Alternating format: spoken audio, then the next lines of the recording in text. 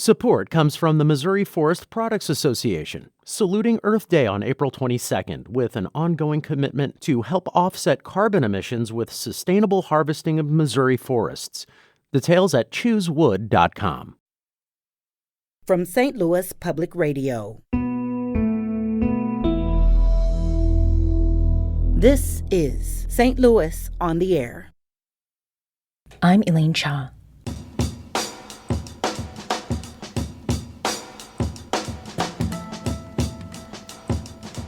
A couple of months ago, a local grade schooler named Hannah wrote to the station.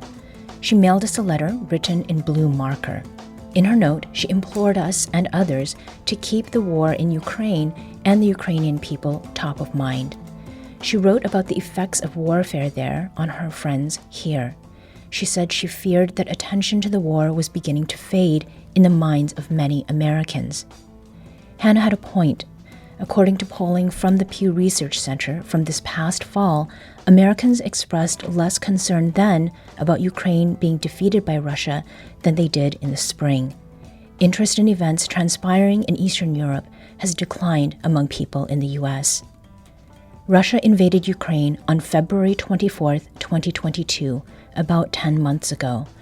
And since that time, the U.S. government estimates that at least 100,000 Russian troops have been killed or wounded. The same is true for Ukraine. Its losses, however, include at least 40,000 Ukrainian civilians killed by Russia.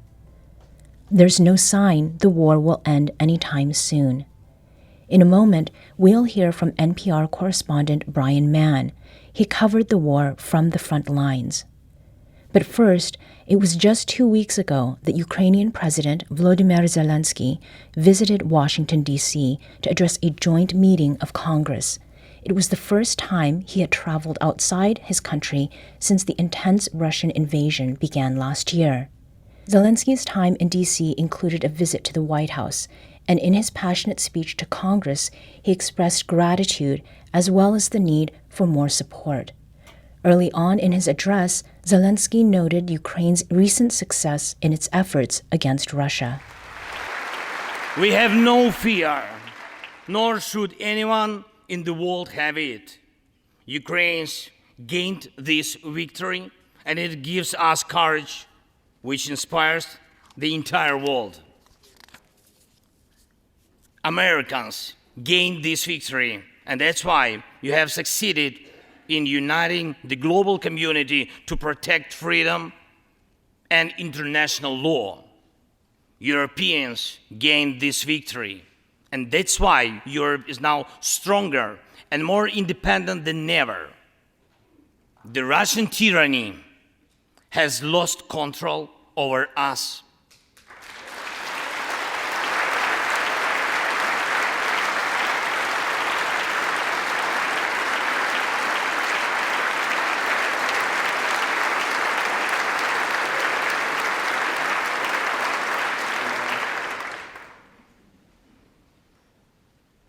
And it will never influence our minds again. Yet, we have to do whatever it takes to ensure that countries of the Global South also gain such victory. I know one more, I think, very important thing. The Russians will stand a chance to be free only when they defeat the Kremlin in their minds.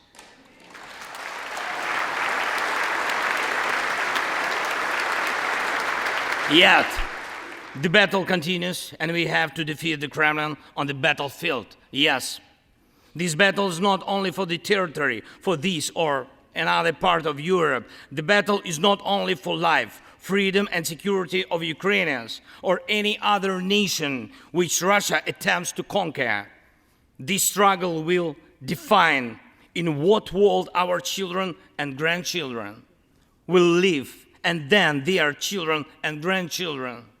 It will define whether it will be a democracy of Ukrainians and for Americans for all. This battle cannot be frozen or postponed. It cannot be ignored, hoping that the ocean or something else will provide a protection. from the United States to China, from Europe to Latin America, and from Africa to Australia, the world is too interconnected and interdependent to allow someone to stay aside and at the same time to feel safe when such a battle continues. Our two nations are allies in this battle. And next year will be a turning point. I know it, the point when Ukrainian courage and American resolve must guarantee the future of our common freedom, the freedom of people who stand for their values. That's Ukrainian President Volodymyr Zelensky 2 weeks ago during a joint meeting of the U.S. Congress. Later on in that speech, he made the case for continued and increased American and international support. So here is the front line. The tyranny which has no lack of cruelty against the lives of free people. And your support is crucial, not just to stand in such fight, but to get to the turning point, to win on the battlefield. We have artillery. Yes. Thank you. We have it. Is it enough? Honestly, not really. To ensure Bakhmut is not just a stronghold that holds back the Russian army, but for the Russian army to completely pull out, more cannons and shells are needed. If so, just like the Battle of Saratoga, the fight for Bakhmut will change the trajectory of our war for independence and for freedom. If your patriots stop the Russian terror against our cities, it will let Ukrainian patriots work to the full to defend our freedom.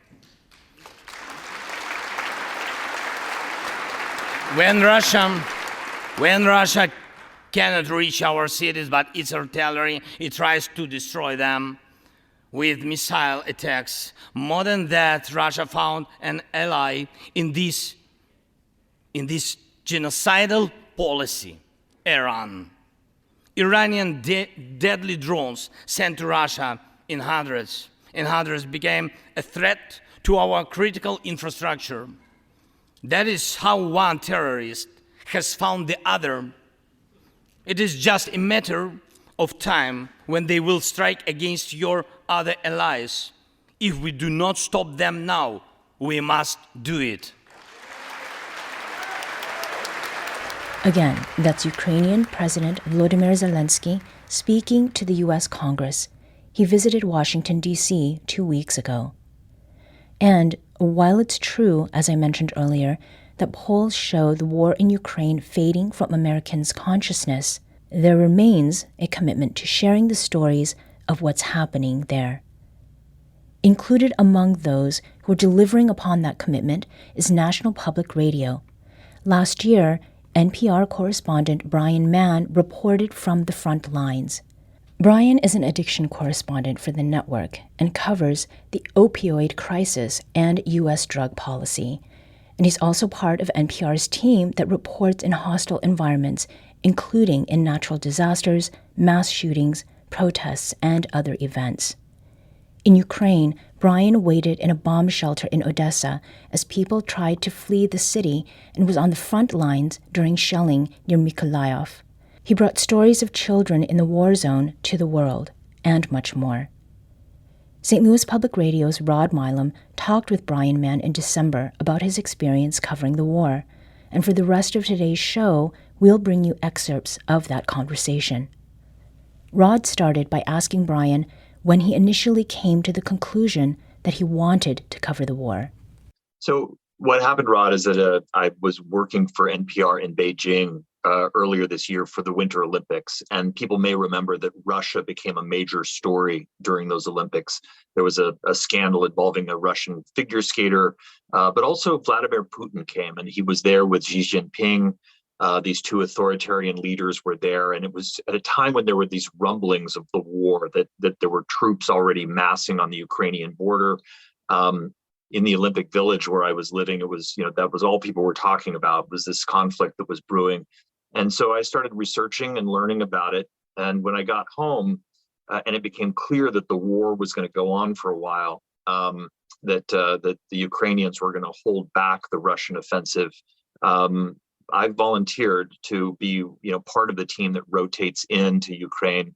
And after some weeks of the war, when the first line of NPR journalists needed to be relieved, needed to take a break back from the front lines, they rotated out, and I was one of the journalists who rotated in. So it was really that series of connections that drew me to this. And I, as you mentioned, I had training working in hostile environments. So, I knew how to wear body armor. I had been trained by NPR's teams how to be aware of risky situations. And so, that allowed me to go in and work with the team that was there. Now, in my work doing acts of journalism, I've run into war correspondents all along, and it takes something extra, something that I don't have within me to actually decide to go into a war zone. And this was your first one.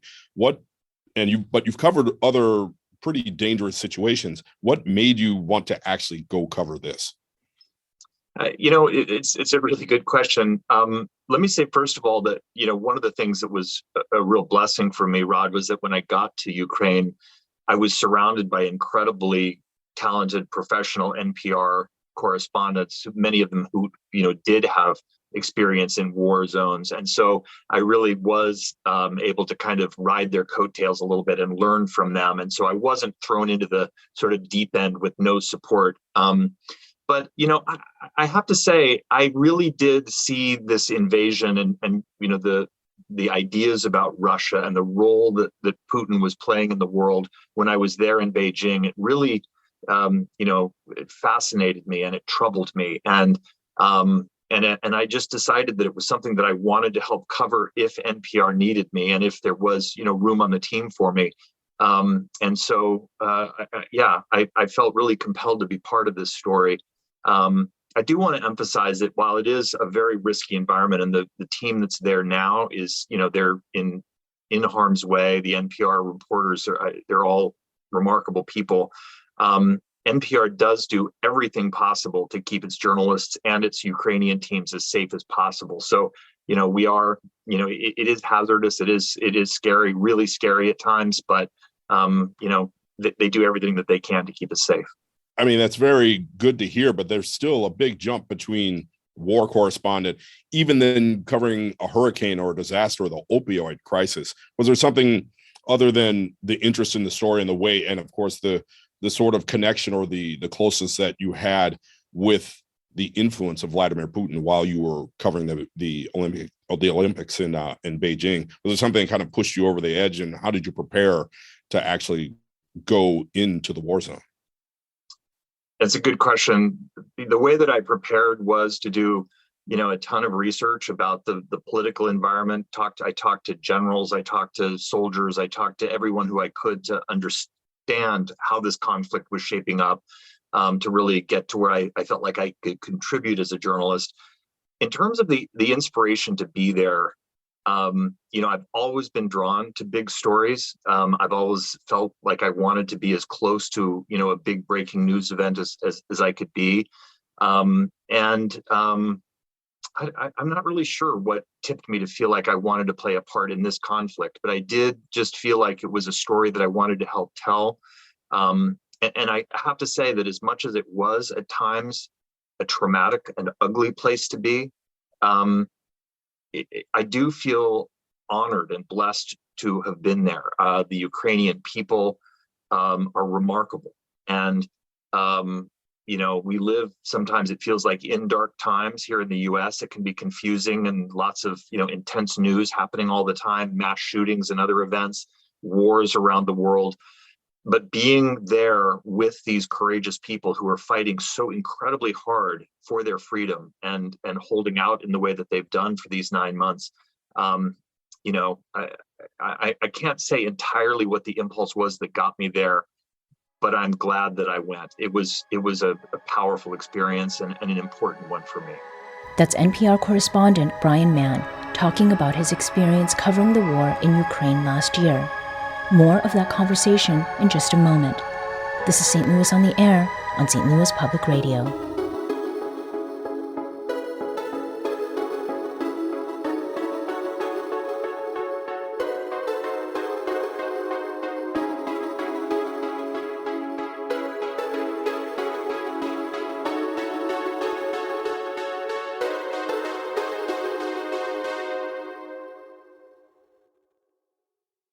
Support comes from the Missouri Forest Products Association, saluting Earth Day on April 22nd with an ongoing commitment to help offset carbon emissions with sustainable harvesting of Missouri forests. Details at choosewood.com. Welcome back to that conversation where Rod asked whether Brian had the opportunity to report from the Russian side of the conflict.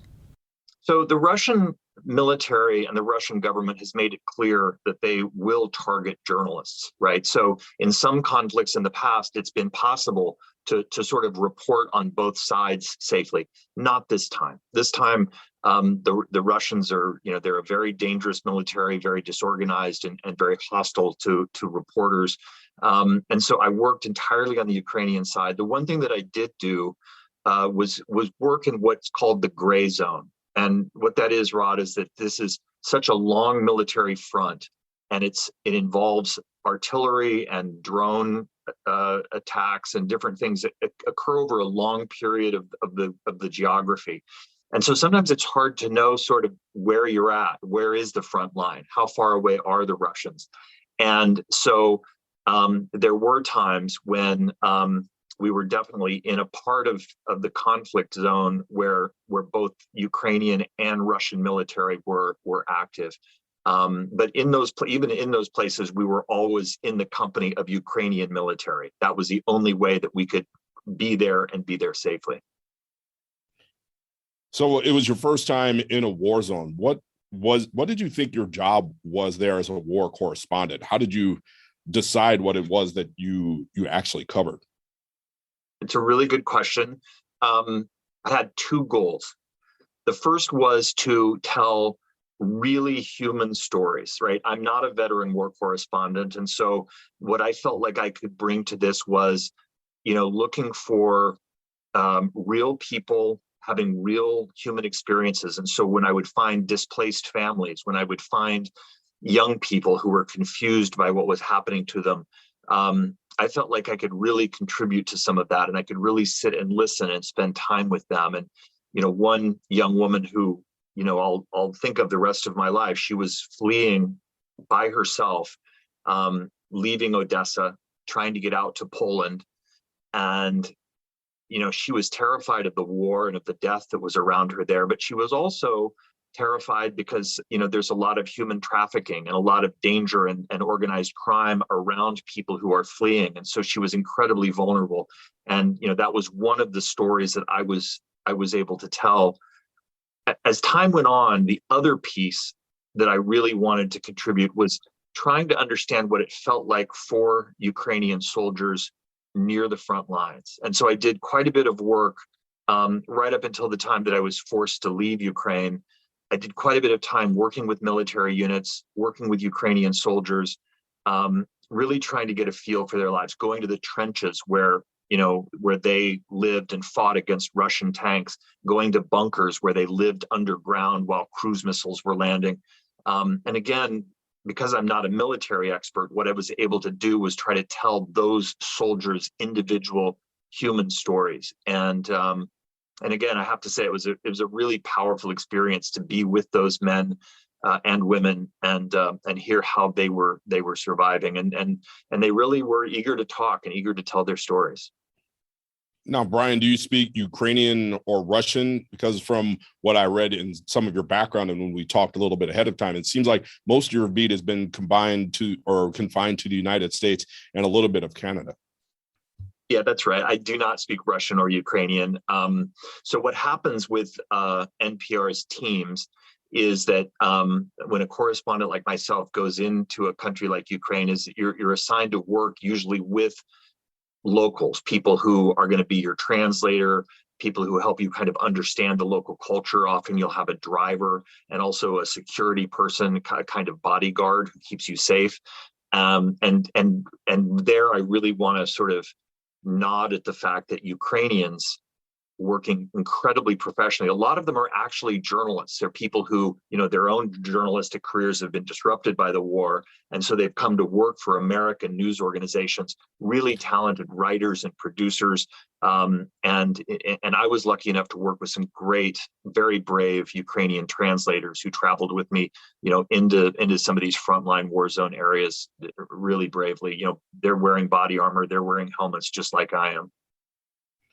Now that you actually bring up the whole journalism piece and people who worked as journalists who worked with you in the translation area, what role did you think a journalist and journalism played during this conflict? Russia invaded Ukraine. It was unauthorized by the UN and such. And journalism is supposed to be there to be the rough draft, to give the rough draft of history. What role do you think you yourself as a journalist and other journalists around that were there were playing? So one of the things that's really interesting and troubling about this conflict, Rod, is that, obviously there's the violence of the war. There's cruise missiles hitting daily, tanks battling, all of that. But there's a whole other layer to this, and it's the information war or the disinformation propaganda war. And Russia, if you think about their interference in US elections, their presence on social media, Russia has been really masterful at trying to mislead and misinform people about things. And they have really launched a huge barrage of disinformation around this war. And so one of the things that was really fascinating was to be a journalist there, essentially trying to set the record straight, trying to push through that noise and push through that set of lies, and really try to inform people in Ukraine, in Europe, but also back here in the United States, where Russia's very active in trying to sway public opinion. And one of the things that was really beautiful, and it was really a powerful experience, was to be in Ukraine and have the Ukrainian people really embracing the idea of journalism, the idea, and they understood we were going to tell an objective, factual story. We were not just doing Ukrainian propaganda. We weren't there, to just fluff up what they were doing. We were going to report whatever we saw, but they wanted that, and they, and I really came away feeling like in these moments of conflict, especially in this modern age where there is so much conspiracy theory and disinformation, kind of QAnon level stuff. And really, I have to say, it is heartbreaking, the lies that the Russian people have been told about Ukraine, about Nazis running the government and persecution of Russian speaking people. I was all over the country, and I looked, for any evidence that any of that was true. And it just wasn't. And sadly, of course, Russia has shut down the ability of most of their people to get good sources of information. And so I really did come away feeling like I had seen just how powerful reporting, factual, ethical reporting can be at helping people understand the truth about something, even something as ugly and violent as a war. I'd like to kind of move on a little bit to some of the story that you might not have been able to tell. I've worked on the air for a very long time. You've worked in broadcast media for a very long time as well. And we talked about it just before the chat. One of the big restriction that we have in broadcast media is time. And there's only so much that you can tell. You can put some more on the web, but a lot of things end up on the cutting room floor. Do you have an idea of a story or a part of the story from some of the situations that you talked about already that you'd like to give a little bit more of a full telling? You already mentioned something about a woman that you saw early on who was trying to get out of Ukraine, and she was very vulnerable. Maybe you'd like to tell a little story from that, or maybe there's something else on your mind that you kind of like to expand, that people that are watching this event right now would not normally get to hear during drive time, during Morning Edition, or All Things Considered during one of your reports. Yeah, I mean, one of the things that was really remarkable, Rod, about being there was to watch the way that normal Ukrainian people would pick up their lives, even in the immediate aftermath of this violence. So, you would be in Mykolaiv or Odessa, and a cruise missile would hit. There would be an explosion in the city, and the air raid sirens would be going off. Sometimes you would be in a place literally where you could hear Russian tanks firing in the distance, kind of the thunder of Russian tanks. And you would find Ukrainian people still sweeping the sidewalks and baking Easter bread, or going into a worship service. You would find people, there were times when I would ask someone a couple of questions and they would insist that I come in and have a bowl of borscht, and their hospitality. Again, this is in moments when I was afraid for my own safety. And, it would be elderly people who would be, walking down the street with buckets that they would be, going to get water because the Russians had knocked out the water system in their city. But they would stop and they would offer kindness and they would offer hospitality. I kind of alluded to this before, but there is something really remarkable about the capacity not just to persevere in the face of this kind of ugliness and this kind of danger, but to do it in a way that is still very human. I'm not going to say that obviously Ukrainians get weary and they get scared and, they're human, but it really was a lesson for me every day that I was there about how to sort of have courage and have generosity. So yes, every time I would do a story about someone, I felt like I could do an hour-long documentary about that one little old lady. One of the stories that I did from Mykolaiv on a day that we actually came under Russian rocket fire. Just before we came under this rocket fire and we were hearing incoming artillery all around us, we pulled up in our car and there were two elderly women sitting on a bench together, just out in the open, sitting on a bench. And they had a jar between them. And these women were sharing fresh homemade pickles. One of them had made her own recipe of fresh homemade pickles. And she'd come out with her friend and she said, we're just going to sit. It was a beautiful spring day. It was gorgeous outside. And they, despite the war, they were going to sit there and they were going to share these pickles. And of course, they wanted us to sit and have pickles with them. So those moments really stay with me. And they're a big part of the joy part of what this work was about. More of that conversation in just a moment. This is St. Louis on the Air on St. Louis Public Radio.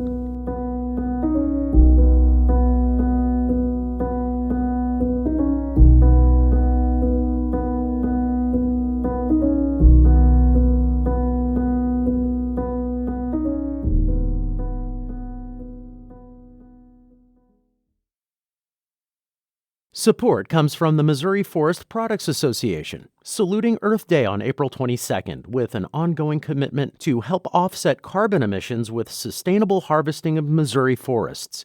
Details at choosewood.com. Welcome back. I'm Elaine Cha.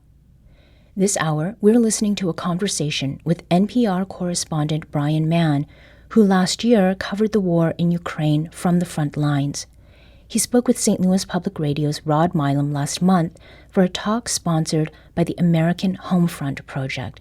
That's a major public media initiative that reports on the lives of military personnel, veterans, and their families. It receives support from the Corporation for Public Broadcasting. Let's get back to that conversation, which included listener questions. One such question was about whether Brian experienced a situation that made him fear for his safety. Yes, the short answer is I feared for my safety many times. And, anyone in Ukraine right now, the entire country is being hit by Russian cruise missiles on essentially a daily basis. And there were times, I will tell you, among the most troubling experiences where sometimes you would be relaxing. You would just be outside your hotel, taking a break and kind of, decompressing. And all of a sudden, a cruise missile would explode overhead, having been intercepted by Ukrainian anti-aircraft fire. And so, you're in a peaceful moment, you're feeling like you're pretty far from the front lines. And all of a sudden, it's, all hell breaks loose. And that's disconcerting. And I was at the front lines under Russian rocket fire. That was a terrifying experience. And then the final thing, I mentioned that I was forced to leave Ukraine, and that's because I was in a military convoy near the front lines, near Kherson in the south. And the military convoy that I was in came under surveillance by Russian drones.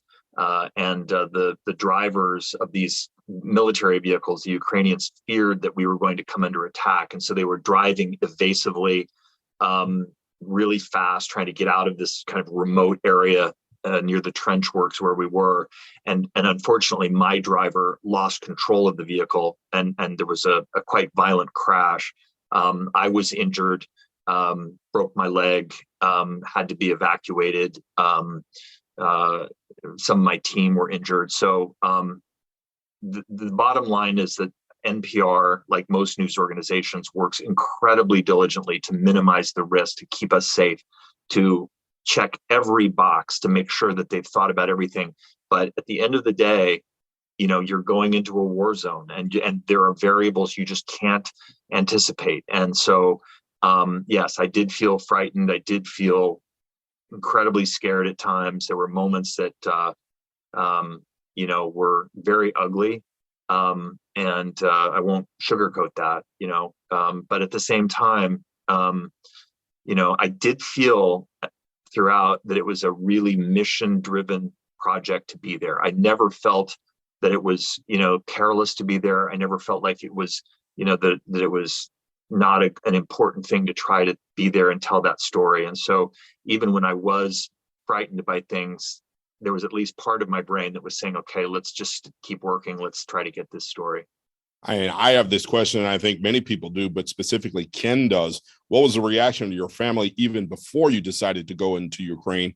And what if they thought since? I'm adding that little part on top of Ken's question. They don't like that I went. They don't like that I hope to go back. They have also, I will say that since I was injured in Ukraine, my family has stepped up enormously to care for me and to help support me. And, along with NPR, which is the network, has been incredibly supportive. A lot of friends and family have really helped me since this happened. And so, but my mom scolds me regularly for a lot of my life choices, not least my decision to go cover this war in Ukraine. How do you answer them? I mean, clearly they hear you on the radio and they see you continue to do that, but how do you answer them in the moment?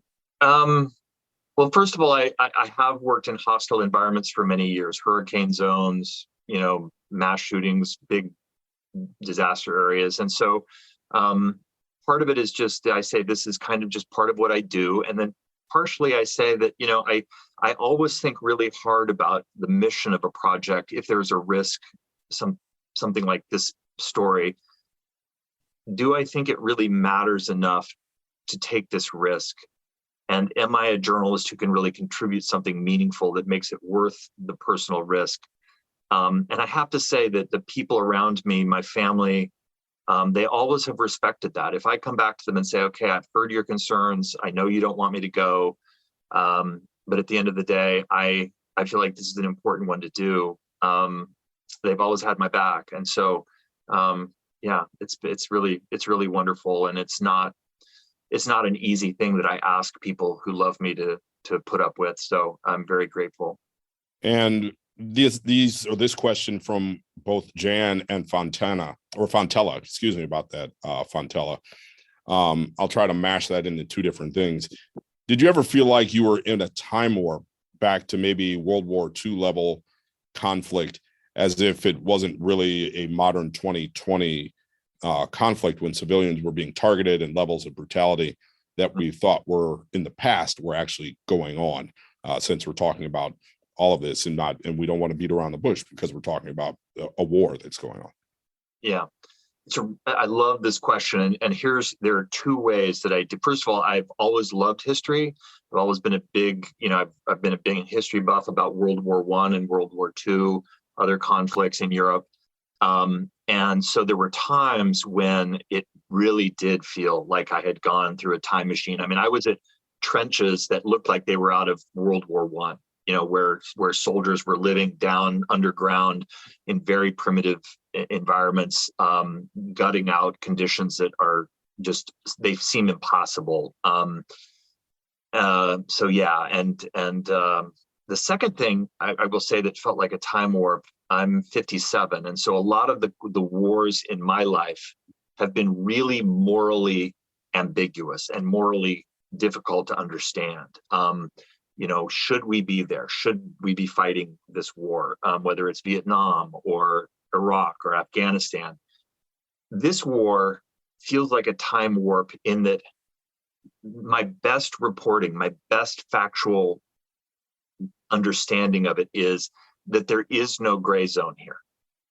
And this is like World War II in the sense that you have Russia as an aggressor nation doing something that the entire Western world has condemned, the United Nations, religious organizations. I mean, this is a conflict where we could have peace tomorrow if Russia would simply pull its army back, and it would not threaten the Russian people. Ukraine is never going to invade Russia. There's just nothing there in terms of there being sort of both sides to this story. And so it felt morally like something that somebody might have seen in World War II when, it was the Allies against the Nazis and against Japan.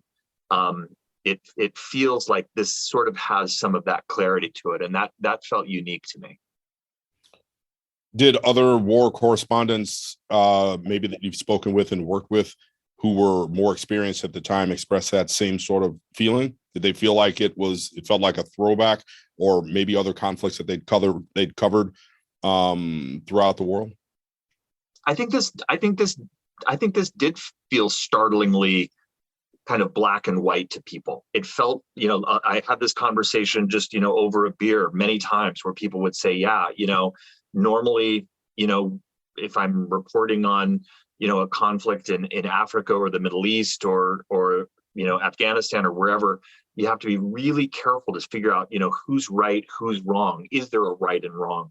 And in this situation, again, as skeptical journalists, you're always looking for, where is the gray zone here? Where is the counter narrative? And it was basically what we were all coming up with was, this is a war that Vladimir Putin started. Did he have some legitimate concerns? Sure, but they're the kinds of things that could have been adjudicated by international tribunals. They're the kinds of things that weren't posing some kind of imminent threat to his society. And so, and again, I remain open still to somebody coming forward with some kind of factual basis that says, here's a reason why what Russia is doing makes some kind of sense. But, what Russia is doing at this point, there are as many as 50,000 individual war crimes that have been documented already. And that's probably an undercount.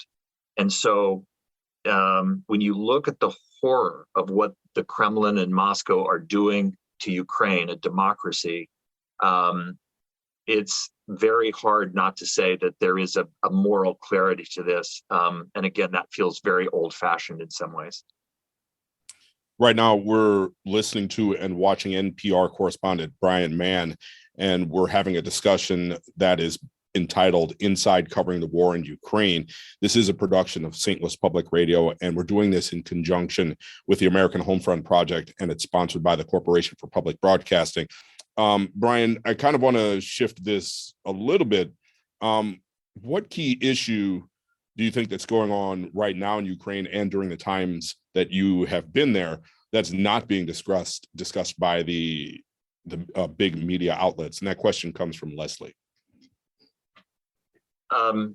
Thanks for your question, Leslie. I think one of the things that's really hard to report on and really challenging to get at, and this is why it's, I think, underreported, is what might change the war from Moscow's perspective. How could this affect Russian society and the Russian leadership in a way that there is some change of approach or some change in strategy? Right now, it's very difficult to be a journalist inside Russia. I think the people who I've spoken to about this are pretty in the dark about who could influence Vladimir Putin to make some different choices here. What international pressure could cause there to be a change. And so I think one of the stories that I would love to see more attention to is, and I get asked this all the time, is how will this end? How will all of what we're seeing on the ground in Ukraine lead to some kind of resolution? And I think the reason for that is simply that right now it's pretty opaque. It's difficult to get into Moscow and to ask hard questions. Journalists can be arrested there and incarcerated. And it's just not a safe place to work. A lot of news organizations have shut down their Moscow bureaus. And so I think that's one of the really big questions. What will sort of cause a shift in the direction of the decision of Russia to continue perpetrating this violence? I think there's some really good journalists who are probably working away at that right now. And so I hope to see more of that really good reporting soon. And we also have a question from Susan. Susan's question is, how can all of the work that's been done by NPR in coverage like yours that Susan feels is very good, how can that be more broadly disseminated so that people in the United States don't lose interest in the conflict? Like we're saying, it's still going on and you don't even know how it's going to end. It's a really good question. Obviously, when you're a journalist and you become really focused on a story, as I am with Ukraine, it does break your heart a little bit when the attention of the country begins to shift away. I understand it. It's natural. The midterm elections come, lots of other news events come, and people, frankly, we're all kind of overwhelmed right now by the news cycle. There's so much going on. I will say that I'm incredibly proud that NPR has just, again, assigned a permanent, really talented correspondent, Joanna Kakissis, to do this work in Ukraine. So her work will continue to be really powerful and human, and I think that will pull people in. Beyond that, it's a really tough challenge. It's hard to get people's attention. One other thing that I will just be very, sort of frank and vulnerable about is I think a lot of people are burned out on dark and depressing stories. I cover the opioid epidemic when I'm not doing this work, and I have to be very careful about not just overwhelming people with doom all the time. And so that is another thing. If I could say that one strategy that I love about NPR and our storytelling from Ukraine is that, yes, we tell the hard stories about the suffering and the war and the violence, but you will also hear joy. You will hear music. You will hear, and this is the truth of almost any place you go in the world. This is another thing that I took away from Ukraine, but I've taken it away from many disaster areas, many ugly things that I've reported on, is it's really easy to get lost in the darkness, to get to where you think that's all that it is. But that's not true. There is so much beauty in Ukraine. There is so much dance and art and creativity. And I don't want to sugarcoat the ugliness of it. That's there too. But and I think NPR is doing a good job. Some other media organizations are also doing a good job to use light as well as darkness to tell the story. And hopefully that will allow people to keep coming back, not just be overwhelmed by it or begin to tune it out. And again, I don't say that people are tuning out Ukraine in a bitter way. I understand it. It's hard to keep these things in our minds right now. So I think that kind of storytelling where there is at least some joy and some beauty along with the hard truths, that's one way I think we can keep this in front of people. Now, even though NPR has appointed a permanent correspondent for Ukraine, you've mentioned already that you're looking to go back. What's drawing you back there to continue to tell the story or to pick up where you left off from the last time that you were forced to come back to the United States? Yeah, so once I'm completely healthy again, I would like to go back. It'll obviously be up to NPR and whether it sort of fits their editorial needs at the time. But I'm very committed to this story. I really fell in love with the Ukrainian people and with this story. There's something happening there, Rod, that is there is a democracy there that's being tested in a really profound way. And I'm really interested in this. I'm interested in people who believe in democracy, who, are willing to make great sacrifices for it. I'm really drawn to continuing to tell this story, if there's a role for me to play there. So I would go back in a heartbeat and will if circumstances allow it.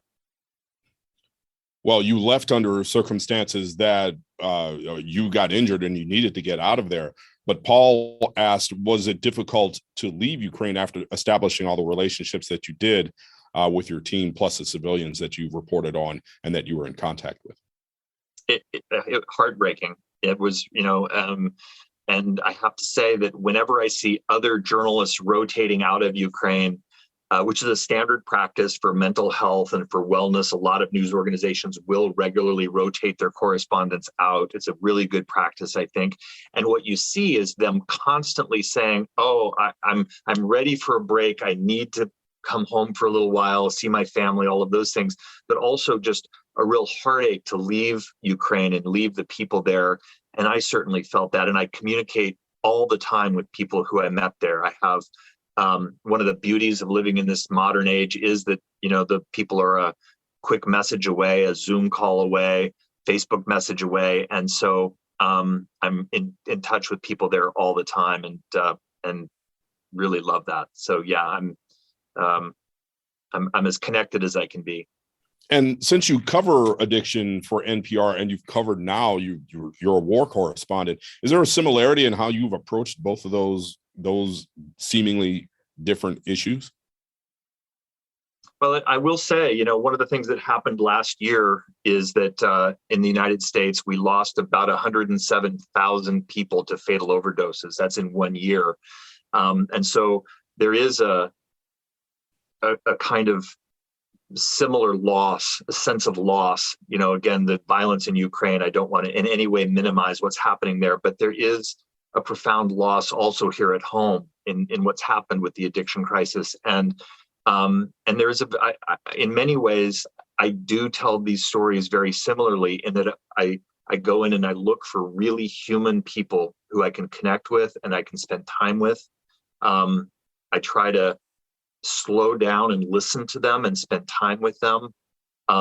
It's not always possible, but to the extent that I can, I really try to have a very human connection and then do this very beautiful thing that I get to do, which is try to bring their voices and their stories back to as many people as I can. And that's and many of the techniques that I use in Ukraine are also the same techniques I would use in a disaster area or in a homeless camp here in the United States or, other places. So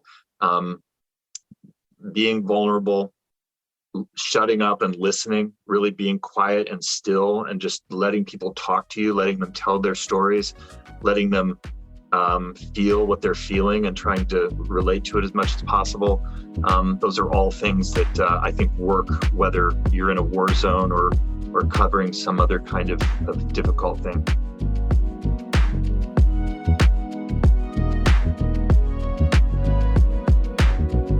NPR correspondent Brian Mann talking about his experience covering the war in Ukraine last year. He was talking with St. Louis Public Radio's Rod Milam for a conversation last month that's part of the American Homefront Project. That's a major CPB-funded initiative that reports on the lives of military personnel, veterans, and their families. Our thanks to Brian Mann and Rod Milam, as well as to all of those at St. Louis Public Radio who helped make this event happen. Today's episode was produced by Alex Hoyer. Podcast design by Aaron Dorr. Audio engineering by Alex Hoyer. Our production intern is Avery Rogers. Our executive producer is Alex. St. Louis on the Air is a production of St. Louis Public Radio.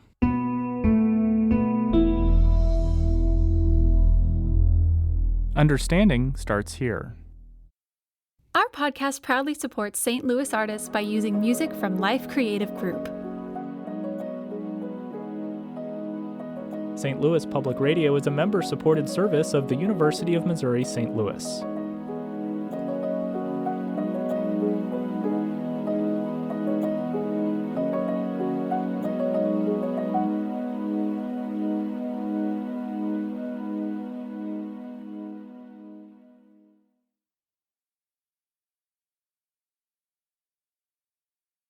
Support comes from the Missouri Forest Products Association, saluting Earth Day on April 22nd with an ongoing commitment to help offset carbon emissions with sustainable harvesting of Missouri forests.